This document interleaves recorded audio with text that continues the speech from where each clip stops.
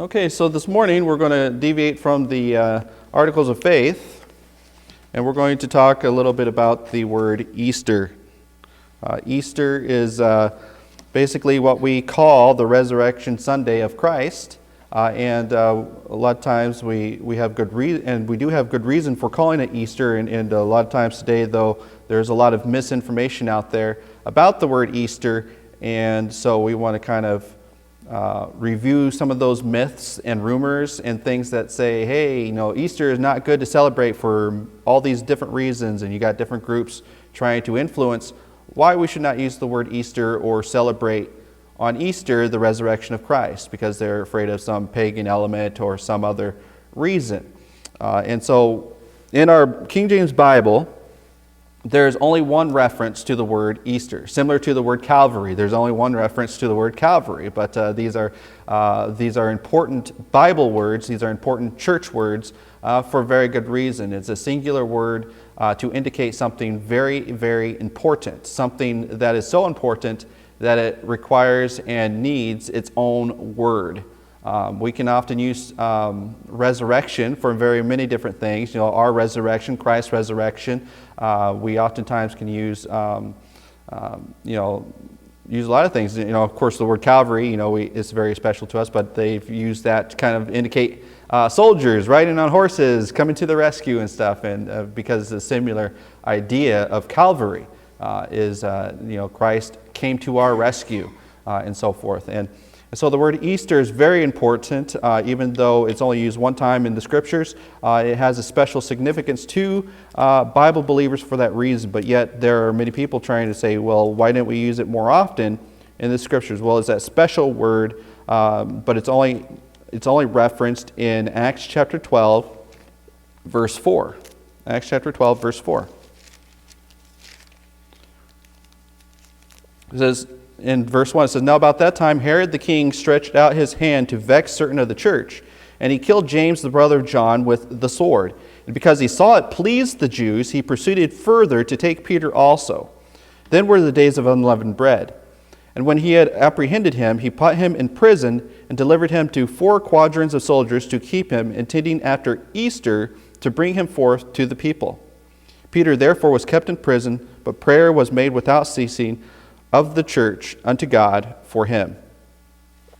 And when Herod would have brought him forth, the same night Peter was sleeping between 2 soldiers, bound with 2 chains, and the keepers before the door kept the prison. Behold, the angel of the Lord came upon him, and a light shined in the prison, and he smote Peter on the side, and raised him up, saying, Arise, go up quickly. And his chains fell off from off his hands. And the angel said unto him, Gird thyself and bind thy sandals. And so he did. And he saith unto them, Cast thy garment about thee, and follow me. And he went out and followed them. And he wist not what was true that was done by the angel, but he thought he saw a vision. When they were past the first and the second ward, they came to the iron gate that leadeth into the city, which openeth unto him of his own accord. And they went out and passed in through one street, and forthwith the angel departed from him. And when Peter was come to himself, he said, Now I know of a surety that the Lord hath sent his angel, and hath delivered me out of the hand of Herod, from all the expectation of the people of the Jews." And so we could continue on to the rest of the scripture, but we want to focus on this verse 4, where it says Easter. And so, of course, previously when I did a study on the book of Acts, and we preached messages through the book of Acts, we did talk about the context of the word Easter in its context here, so we're not going to focus too much on that today, but suffice to show that Herod, in this context, wanted to vex the church and please the Jews. And, of course, a lot of the myths go around this. There's several different myths. In this using Easter, he's going to wait. So even though he wants to please the Jews and vex the church, he's going to wait until after Easter. And so there's something so important that he wants to wait until after Easter in order to celebrate it, or to execute Peter as he did James before Easter. So the first myth, they say, is the King James translators translated Easter to refer to a pagan festival. They oftentimes say, well, and this popularized by people such as Peter Ruckman and I believe David Gibbs is his name or something. But basically, the people that follow Ruckman all teach this, and if you go onto a popular YouTube channel from somebody who studied at Ruckman or his school, they will all propagate this myth that Easter is a pagan festival of Herod. But of course, if you look at history, the Herods were very sensitive of not being considered, obviously they were Edomites, and there's a whole Edomite religion and so forth, and that's not what we're going to get into today. But a lot of people were very sensitive to the Herods were very sensitive to the fact that they were rulers of the Jews. So they wanted to look very Jewish. They worshipped at the temple. They offered the sacrifices at the temple with, in the role of as a king. They wanted to be considered king of the Jews. When Herod heard that Jesus was going to be born, what did he try to do? He tried to kill all the king of the Jews because why? He didn't want to rival. He wanted to look like the king of the Jews. And in fact, if you look at history and Josephus and different people like that, it indicates that the Herods were very much beloved by the Jews because of their acceptance of Jewish things. And this is why John the Baptist, rather than saying to Herod, "How dare you worship the pagan goddess Istore or Ishtar or any of these things," Herod never complained that he was worshiping pagan idols. And you think if he was going to please the Jews, he wouldn't stop everything in the middle of pleasing the Jews to go worship some pagan idol and upset all the Jews and make them angry at him. He would have no desire to do such a thing, and so there would be no issue with that. And so if you look at history, they desired to be very Jewish in nature. And John the Baptist was not upset that he was worshiping pagan gods, because he wasn't. That's a false myth. But what rather he was saying is wrong according to the law. What law? The Jewish law. That he was talking about his brother, that you should have your sister to wife or something like that. And there was whole your brother's sister to wife. And there was this whole issue, a big scandal was that they had married the wrong people according to the law, and they had violated the law. Now, if you were to worship pagan idols, and you were a pagan worship idolater, then that would be the least of your concern, that this pagan worshiper is worshiping, is doing things violating the law. They would be more upset that he was worshiping pagan idols in violation of God. And how could you have a king of the Jews who is worshiping pagan idols? So that on its face is a clear myth that they try to claim. But the myth that the King James translators, they say the translators themselves believed Easter to be a reference to the pagan festivals of the Edomites, which in fact is not correct, because in Scripture, even though this is the only place where it refers to Easter, in the King James Bible of 1611, they would have they had a whole section on it, how to find Easter forever.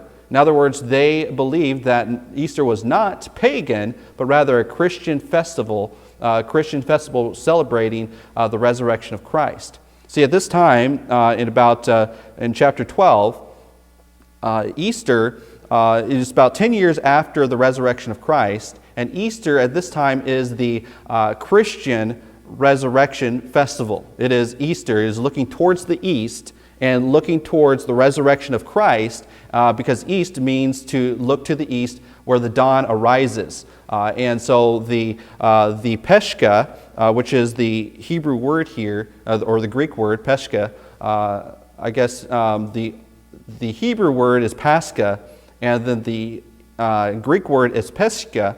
And what that meant was, originally what it meant was the Passover. And so when they were translating, Tyndale was translating the King James Bible, it used to be that they would before Tyndale, they would always use the word Easter to refer to any Passover mentioned, because at that time Easter was more familiar with the Christian festivals of the resurrection. And so it was all, even when the original Passover in the Old Testament occurred, they would use the word Easter. And then they would quantify it by saying the Jews' Easter, or the Jews' Passover, the Jews' Easter, to indicate it wasn't the Christians' Easter, but it was the Jewish Passover week rather than the Christians' Passover week, or the Christians' Easter. Because when we celebrate, remember when we talked about last week, when we talked about the Lord's Supper, we didn't say, now everybody, we're going to hold the Passover meal. We didn't say we're going to hold the Passover meal. Why? Because that Passover, the reason why the Lord did it the way he did it and gave us the Lord's Supper, and there was no lamb at that Passover meal. It was the Lord who was the lamb. Remember, before Christ had his supper with the disciples that last time, what was the centerpiece? The lamb, right? The substitute. The substitute for Christ. And so every year from the Exodus all the way up to that point, the Lord's angel, the angel of the Lord, would pass over them, as in covering. The blood covered them, the substitute covered them every year, and so he would pass over them. But now, in the Lord's Supper, there's no longer a substitute, but rather the real thing, the actual thing. The blood of Christ covered them. The blood of Christ cleansed them. And now it is no longer the Passover which we celebrate, but rather the Lord's Supper which we celebrate. And so the Christian church 10 years later has been celebrating every year on the day when the Jews celebrated their Jewish Passover. The Christians would celebrate the festivities with the conclusion of the resurrection of Christ. You see, the Jewish Passover concluded with what? The Passover on Nestor 14. The 14th of Nestor would be the conclusion, the Passover conclusion. But yet the conclusion of the Christians' week, what was their conclusion? The resurrection of Christ on the first day of the week after that Passover week, right? And so they would call it Easter. Why would they call it Easter?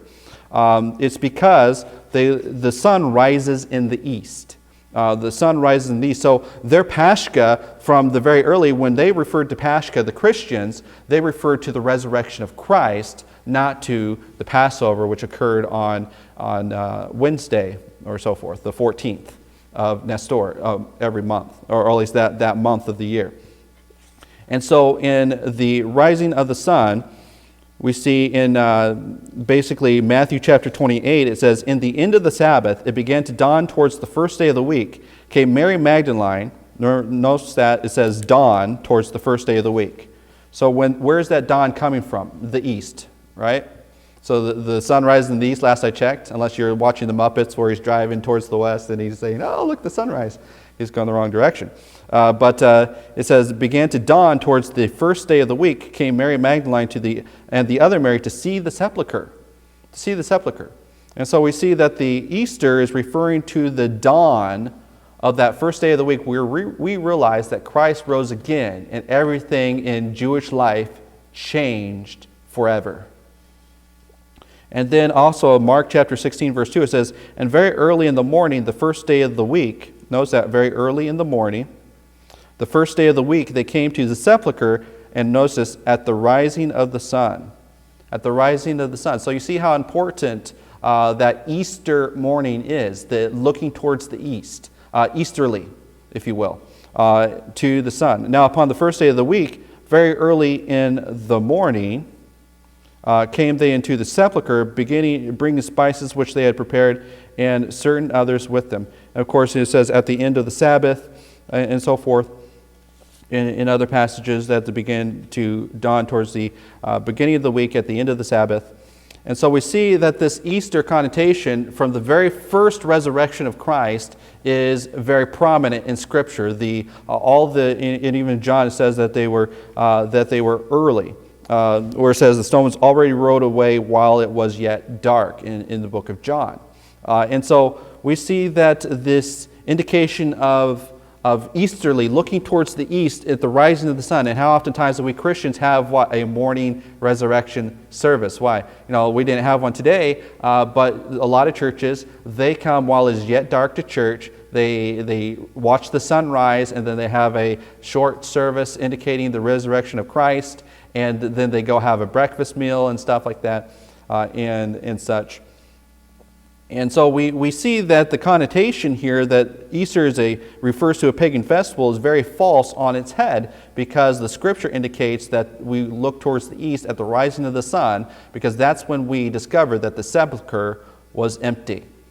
So it's important to understand that no, it is not a pagan festival that was celebrated by Herod, but rather is the resurrection of Christ celebrated by the Christians. And how well would it be to kill one of the first person killed in the church by the government before Easter Sunday, and then saying, hey, I'm going to hold an anti-resurrection. Jesus rose again on the first day of the week. How am I going to please the Jews? By last 10 years, the church has been gaining prominence, and the Jewish people have all been converting to the church, and the Jewish leaders saying, hey, we are losing people to this new group of people, this new way. And so they said, hey, Herod said, hey, how about I please you by first killing the leader of the church, James, and then because that was effective, then I'm going to please them by holding an anti-resurrection. They say that Jesus Christ rose again on the first day of the week, and here's Peter, the descendant, the leader of the apostles, now in prison, and rather than him rising again, he's going to be executed on Easter Sunday morning. So if we heard that the next day, obviously we're not Catholics, but maybe the Catholic Church heard that the Pope was captured by the Italians, and they were going to execute him this morning in front of everybody, wouldn't that be a disaster? If rather than celebrating the resurrection of Christ, they have an execution of the Pope or the execution of some prominent person that you would say, hey, this is a leader in the Christian community. Well, just as the Catholics would be devastated if some pagan government executed the Pope right in front of everybody on Easter Sunday, so too, even more so, the Christian faithful in Jerusalem, seeing that Peter was captured, and then he, rather than executing him right away, says, I'm going to wait until Easter Sunday morning, after Easter, to execute him, and then it'll be forever tainting this memory of the resurrection of Christ. And so rather than it being a great celebration of resurrection, it is the great defeat of the church. And so that's kind of what Herod was trying to do. He was not trying to hold a pagan festival, but rather he was trying to hurt and vex the church and please the Jews. Because why? He's a very prominent Jewish ruler.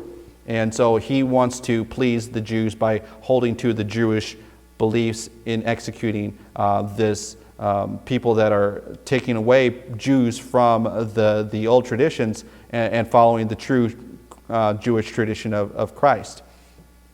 So that is why the translators refer to Easter not as a pagan festival, but included as a worship of the resurrection of Christ on Easter morning. And so the second myth say, well, Easter, the word itself comes from the goddess named Ishtar. And so this goes along with trying to claim that because Herods were Edomites ethnically, just because you're something ethnically, like for example, if I were Chinese, doesn't mean that I worship my ancestors. No, it's just because I'm ethnically something does not necessarily mean that. And you can look in Old Testament where King David had a lot of people who were ethnically part of different societies. Even Job was an Edomite. If you look at the scriptures clearly, Job was an Edomite, a rich Edomite, but he was faithful to God over many of the other people. And so just because you're ethnically something does not mean that that's what your religion is. But that's what they try to claim, is because he was ethnically Edomite, that therefore he worshipped the god Ishtar, and therefore Ishtar, because it sounds like Easter, is therefore, it's a false equivalence. So they say Easter comes from the goddess named Ishtar. This false connection between Easter and these names of the Semitic gods can be traced to the work of a Scottish minister, Alexander Hyssop. Now, if you know anything about Alexander Hyssop, he was very much a Protestant and protested against the Roman Catholic Church. And so anything that the Roman Catholic Church did, whether it was Christian or not, he wanted to associate with pagan religion. And so he gave this false equivalence of saying, well, Easter is actually Istor, and then he just claimed it out of the blue. He didn't have any proof or anything. He said he erred when he came to statements about etymological relationship between Easter and the ancient idols Ishtar or Astari. If you wanted to use his same logic, you could say that Esther in the book of Esther, because it sounds like Ishtar was actually about a pagan goddess. That's how outrageous this claim is that if you want to say that Easter refers to Ishtar, then you can also say that the book of Esther refers to Ishtar. That's how false his claim was. So Ishtar is a form of Astari, which sounds similar to Ishtar, which is an English word. Ishtar is not an English word, it's a Semitic word. But Ishtar is a very prominently English Anglo-Saxon word. They may sound similar, but the two words are not etymologically related. In other words, they descended from different regions. They descended from different meanings. Astari is Hebrew, and Easter is Anglo-Saxon. So we can see that the relationship is false on its face. The name is derived from the word Astara, which means to increase or to have flocks. In other words, it was about having increase of flocks. And it's translated as flocks 4 times in the King James Bible. So if they meant to say he was going to celebrate the Ishtar, they could have used the word Ishtar. They knew what the word Ishtar meant. They didn't use the word Ishtar to celebrate here. They used the word Easter, not Ishtar. And the word in the King James Bible was translated as flocks. So they could have even said that he's going to wait until after the increase of the flocks, or the festival of the flocks, or Ishtar's flocks. They didn't do that. And every time Ishtar is mentioned in the Bible, it's not referring to a goddess, it's referring to increase of flocks. So does that mean that Jacob, when he's increasing his flocks, is worshiping an pagan idol? No, it's not. It's just so this is kind of what they're attempting to do is do false associations with the word Easter to taint the Christian festival. Just like Herod is trying to taint the Christian resurrection by making an anti-resurrection. They want to make an anti-etymological reference. So Easter, on the other hand, has nothing to do with flocks or animal fertility. Easter is from the German word Ostern, and is a Germanic word derived from the word east, or Ost, in the German. Today, east refers to the direction from which the sun rises, not flocks. And the direction of east goes by that name because the Saxon word east meant dawn. So dawn is where is the direction of the sunrise. And so, in other words, east meant dawn and sunrise. So that's where the direction from the sun rises. Or morning. The etymological of east is as follows. The Old English east, easterly, eastward, from the Proto-Germanic asterto, towards the sunrise. And of course, that is the etymological, that's what the word means. And it literally means to shine. East is the direction in which the dawn breaks. And those are all definitions from etymological dictionaries tracing the history of words.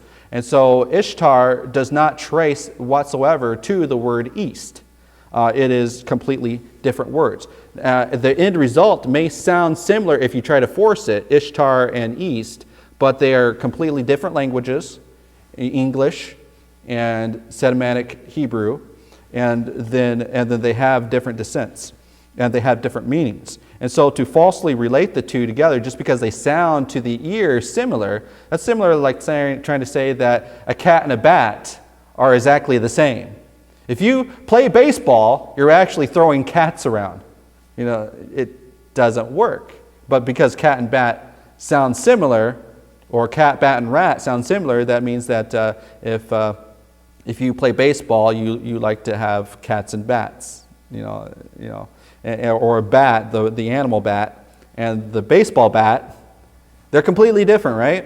But we understand that. But then somebody tries to come along and say, "Oh, I'm a religious leader, and I want to condemn the Catholic Church, and so I'm going to take a biblical, godly word referring specially to the resurrection of Christ, and I'm going to say, because I don't like the Catholic Church, I'm going to harm all of Christianity in order to use this false religion. And he says, he claims it is not a Christian name. It bears its Chaldean origins on its very forehead. Easter is nothing else than a story, one of the titles of Beltis, the queen of heaven, whose name is as pronounced by the people of Nineveh, was evidently identical with that now in common use in this country. That name is found by Leonard on the Assyrian monuments is Ishtar, and that's according to Alexander Histop, the two Babylons, and it is entirely false on its face because he's trying to condemn the Catholic Church, and he's using whatever means he can to do it, whether it's true or false. He doesn't care. He's just very loose and evil with his use of words. So there's this third myth that says Easter comes from the goddess named Istore. Okay, so maybe it's not Ishtar from the Hebrew region, and Easter is an English word, so therefore it's actually in reality that Easter and the East are indicating that in fact the Anglo-Saxons are worshiping a goddess named Istore, and the English church decides that they're going to take over this pagan Istore and use it in her festivals as the Christian festival, and that's why they use the word Easter rather than resurrection or something like that.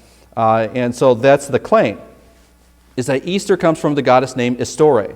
And basically this is from a monk that is basically, his name is, if I look at it here, it's basically the Venerable Bade in 672 to 735. He claimed that the word Istore came from the name of a Saxon spring fertility goddess who went by that name. So he's writing in about 700 AD about something that happened 500 years before him in the region of Britain, that in England. Was that 500 years ago, there was nobody worships them now 600 years later, but 500 years ago, there was this goddess, Istore, and the local Britons, they worshipped her, and then over the years, they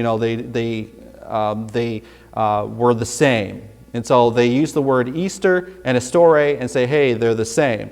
But again, this goes back to the fact that we just talked about, is that the etymology of Easter comes from, not from a region in Britain where they worshiped this pagan deity 500 years before Bade in like 20 AD when Jesus was around, but rather in his day, like we said, the word Easter came from Germany, from Europe, from the Christians. That's the descent of the word Easter, came from Germany, not from Anglo-Saxon goddess 500 years before this. But rather, what he was talking about, and people kind of took his statement and tried to manipulate it to try to say that Easter's pagan, he said that Easter month, which now translated Paschal month, was once called after a goddess of theirs named Istore, and by whose name we now designate the Paschal season, calling the joys of the new festival of the familiar ancient observance. And so what he's saying is that Easter, the month of Easter in the Anglo-Saxon year, is referring to, back in the day, a goddess named Istore. And so oftentimes they say, hey, just because Easter and Istore, they have similar sounding names, must be the worship of a pagan god. And therefore, if anything's associated with paganism, then we don't want to be associated with that. A lot of Jehovah's Witnesses are big on not having any association with paganism, because if you associate with paganism in any way, then you're actually secretly worshiping, unknowns to you, the pagan goddesses and the pagan religion, which is in fact false. When we worship Christ, we worship Christ. What they want you to say, well, if you worship paganism in any way, then you're actually worshiping paganism. But if we think about this, is that if we were to say, hey, because a name or a day is associated with a pagan goddess, think about that. Monday, Tuesday, Wednesday, Thursday, Friday, the months of the year, January, February, March, April, May, they're all Roman gods and goddesses, right? But are you on January, a Monday in January, are you worshiping Months Day? Are you worshiping the god Months? Or are you worshiping Janus or something? I don't know what these idols are or whatever they were back in the long time distant past. That's similar to trying to say because somebody had a goddess that referred to the east or the springtime, that now spring and the direction east is now pagan and you can't use those in your vocabulary. It's that insane. It's that crazy. But a lot of people, they are taken in by these ideas that just because something has a pagan reference way back in the far distant past, that somehow that it affects us today and therefore we shouldn't use those words. But then, I would be interested in trying to see who would rather start doing the referencing the months of the year in accord to the biblical months, maybe the biblical days, first day, second day, third week. I'm going to church on the third day of the week at 7 p.m. Or something like that. But people don't do that. They use the given local names for the days of the month, days of the year, and so forth. So we do know that there's an association. So, for example, but the question is which came first, Istore or the time of the month. We notice that in the old Germanic months, we have our months January, February, March, April, May, June, July, August, September, October, November, December. They are all references to Roman gods and goddesses and different things like that. But the old Germanic months were references to what you notice and observe in those months. Like, for example, January, which is pagan goddess, pagan god month, in Hebrew is Harstamad, or like the old Germanic is Hostramad, which means severe frost month. January has cold frost, and so it's severe frost month is what that word meant. And then February, Hormong, shedding of antlers. It's when the antlers of deer shed, and then you see them all over the forest. And then Linsenmod, which means the spring month, Linsenmod.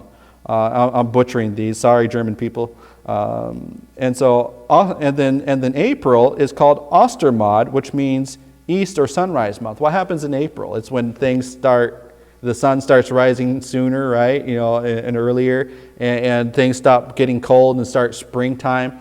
And so what Easter means, it means that you start getting more sunrise. You get more easterly heat. The east sunrise comes up earlier and earlier, and so it's called Easter sunrise month. It's sunrise month. And then May is graze month. When you take all the animals out to graze, the grass starts growing. Remember when you break out the lawnmower in May? Why? Because spring flower, Easter brings May flowers or something like that, or March. There's the phrase. April showers bring May flowers. And so we see that it's graze month. It's the best time to graze your animals and get stuff ready for the harvest. And then June would be fallow month. Why? Because you got the animals that are fallowing. You got the harvest. You're harvesting your hay, getting things ready. And then July is here we go, Humod, which is hay month. And then you have Herbostmod, leaves month, where the leaves fall down in September, in August and September. And then October is Windomod, which is vintage month.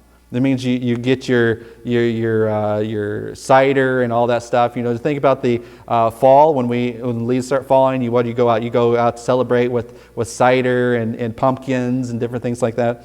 And then November starts the winter month, Wintermod. And December, they don't have anything for that listed. And so we see here that even the etymology says it's not about listing them as pagan goddesses, but rather it is about the seasons of time. And so what is the seasons of time for the Easter mod? is the sunrise. And so it's not about celebrating this pagan goddess, but rather celebrating the rising of the sun. Now, just because they have some in pagan past that had a goddess that they celebrated at the rising of the sun does not mean that Christians are now celebrating the rising of the pagan goddess. That's not anything so. But regardless, the original word means east or sunrise month. And just because some pagan wants to take that sunrise month and name it after a goddess doesn't mean that now the Christians can't use that word. And so we also see in the Anglo-Saxon months, January means after Yule, Yuletide and all that stuff, and then February means soil month. It means when the soil is soft and ready to get ready to go. And then Rita's month or wilderness month for March, and then April would be East sunrise month, Easter month, and May is the three milkings month where you get a lot of milk from your cattle and stuff. And then you got June is before midsummer, and then July is after midsummer. And August is plant month, and then September is harvest month, and October is wine month, and then November is blood sacrifice month. Yeah, that's not cool. And then December is before Yule. Yule means the end of the year, and so forth like that. And so we see here that even in Anglo-Saxon times, their days were referring to the sunrise and not to some pagan goddess. It was referring to the warming of the sun and so forth. So we need to realize that no, that is not pagan. It is a reference to the resurrection of Christ, and is in the east when the sun arises. And we gave the verses about the rising of the sun, about the special event that it was so special that we need a special word. Christ's resurrection is a dawn, also a spiritual sense, because when the light of salvation arose or resurrected from the darkness of death, they that sat in darkness saw a great light. And so we see this referencing to the sun rising is also a biblical reference. In the Old Testament, we have some verses here. Isaiah chapter 6, verse 1 through 3, it says, "Arise and shine, for thy light is come, and the glory of the Lord is risen upon thee. For behold, the darkness shall cover the earth, and the goddess darkness the people, but the Lord shall rise upon thee, and his glory shall be seen upon thee. And the Gentiles shall come into thy light, and the kings to the brightness of the rising of thy rising." And then Malachi chapter 4, verse 2, it says, "But unto you that fear my name shall Son of Righteousness arise with healing in his wings." So we see the biblical references why we would refer to resurrection as Easter, spiritual Easter, the spiritual resurrection of the Son. "And thou, child," this is, and the next one is Luke chapter 76, chapter 1, verse 76 to 79. It says, "And thou, child, shalt be called the prophet of the highest, for thou shalt go before the face of the Lord to prepare his way, to give knowledge of salvation to his people by the remission of their sins through tender mercy of our God, whereby the dayspring from on high," the dayspring from on high hath visited us, "to give light to them that sit in darkness and the shadow of death, to guide our feet in the way of peace."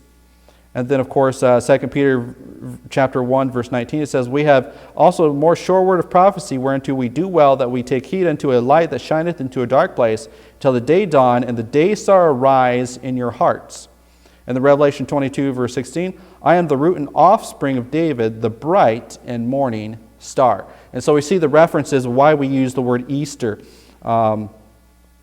And so we also in Anglo-Saxon, in Luke chapter 1, verse 78, the West Saxon, the pre-English Bible, uses the word Easterdale for spring, day spring. So in Luke chapter 1, verse 78, for the word east, in our Bibles where it says day spring, the Anglo-Saxons use the word Easterdale. It says, "Genoseed of Easterdale up Springhide." And so it's another proof it came from the biblical language of the Saxons, the biblical language of the Saxons, not the pagan language of pre-pagan Saxons. And so Easter is etymologically So Easter, etymologically of Easter, is similar to that of the direction of the rising of the sun. So we see the importance of referring to this, and so we see that we shouldn't be fearing that Easter is somehow pagan in relationship, and how that just because something has usurped the word to mean some sort of pagan in the past does not mean that we can no longer use it. Just think of all the words that we use now that have some sort of pagan connotations that we now use to not mean anything remotely pagan. And so forth, and there are a lot of other things that people try to have here, but we see here that the reason why in Acts chapter 12 verse 4, the reason why they used Easter there is because Herod was referring to the very Christian resurrection of the church. And not the Jewish Passover, because even in the Old Testament, even in the Bible, we see how that the Bible uses a distinguishing verses to indicate that, hey, this is not the Christian Passover. For example, John chapter 2 verse 13, it says, "And the Jews' Passover," to indicate it wasn't the Christians' Passover or the Christians' Easter. It was the Jews' Passover was at hand. And then John chapter 11, verse 55, it says, "And the Jews' Passover was nigh at hand," to indicate it wasn't the Christians' Passover, it was the Jews' Passover. It was the Jews' It was not the Jews' Easter, as in the old Bible say, but rather it was the Christians' Easter, the Christians' Pascha. And so because there are two different observances. There's a Jews' Pascha, and then there's a Christian Pascha. There's a Jews' Passover, and there's a Christian Lord's Supper, which are completely different. That's why they had to use a distinguishing. Once Christ rose again, they had to do that distinguishing to show the difference between Passover and the Christian resurrection, and because they celebrate them in the same week. And so here in Acts chapter 12 is referring to the Christian Easter and not to Herod's pagan false beliefs, which he didn't have, nor to the Jewish Passover. It was referring to the Easter that was after the days of leavened bread. All right, we'll finish with that. As we're out of time, let's go ahead and pray and dismiss. Dear Heavenly Father, thank you for this passage. Thank you for the opportunity to consider your word, the blessings of this biblical word Easter, and that we not think it pagan, not thinking that we should usurp it for something else, because it is a wonderful word, a very biblical word that we should continue to use. In Jesus' name I pray. Amen.